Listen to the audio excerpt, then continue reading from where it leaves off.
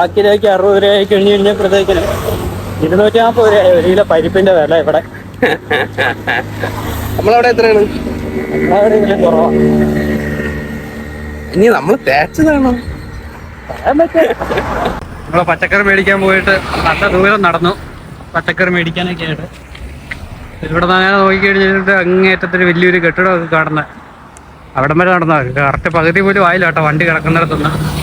തിരിച്ച് നടന്ന് പോയിക്കൊണ്ടിരിക്കുക. ഇനി ഇത് ഇവിടെ കൊണ്ടുവന്ന് കഴിഞ്ഞിട്ട് വേണം ചോറ് വയ്ക്കാനും സാമ്പാർ വയ്ക്കാനൊക്കെ ആയിട്ട്.